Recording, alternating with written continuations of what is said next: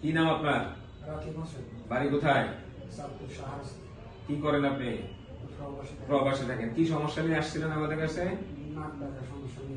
নাক ডাকতেন ঘুমের মধ্যে। তো এটা আপনি তো ঘুমে বুঝলেন না, অন্যরা আপনাকে অভিযোগ করতে যে আপনি ঘুমে অনেক নাক ডাকেন। এতে অসুবিধা কি হতো? ঘুমের লোকের সমস্যা হতো। আর বিয়ে করছেন? ও স্ত্রী অভিযোগ করে না? মানে লজ্জা পেত বাংলাদেশে বলে। তা আমার কাছে আসার পর আমরা কি করেছি আপনাকে? অপারেশন করেছি আমরা। অপারেশন করেছি আজকে কতদিন হলো? 15 দিন। এখন নাক ডাকা কি অবস্থা? এখন আর নাক ডাকা নাই। আপনার কি হয়? উনি ছেলে আগে নাক ডাকতো, এখন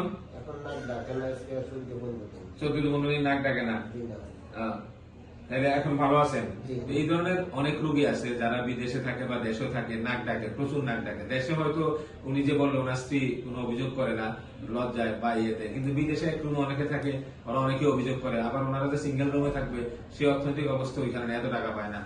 এই ধরনের রোগীগুলি আমরা বিভিন্ন পরীক্ষা নিরীক্ষা করি, নাকে কোথায় বা শ্বাস নেওয়ার সময় ফুসফুস পর্যন্ত কোথায় বাধাপ্রাপ্ত হয় সেটা আমরা নির্ণয় করি পলিসোনোগ্রাফি বা স্লিপ স্টাডির মাধ্যমে। পরে আমরা প্রথমে একটা মেশিন দেওয়ার অ্যাডভাইস করি। অনেক সময় মেশিনে ভালো হয়ে যায়, কিছু কিছু রোগী মেশিনটা সহ্য করতে পারে না, আবার অনেকে বলে যে আমাকে স্থায়ী চিকিৎসা দেন। ওনার ক্ষেত্রে আমরা অপারেশন করেছি 2 সপ্তাহ হলো, উনি নাক ডাকা প্রায় 80% চলে গেছে। এখনো কিছু ওইখানে ভিতরে অপারেশনের কারণে কিছু কিছু জায়গা খুলে আছে, এগুলি যখন সব ঠিক হয়ে যাবে ওনার নাক ডাকা আশা করি পুরোপুরি চলে যাবে।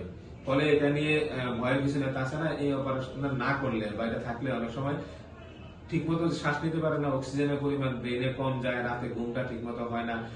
এই রোগীগুলি সাধারণত প্রেশার হয়, ডায়াবেটিক হয়, তারপরে এরা জিমুনি আছে, কাজে কনসেন্ট্রেট করতে পারে না, মেজাজ খিটখিটে থাকে।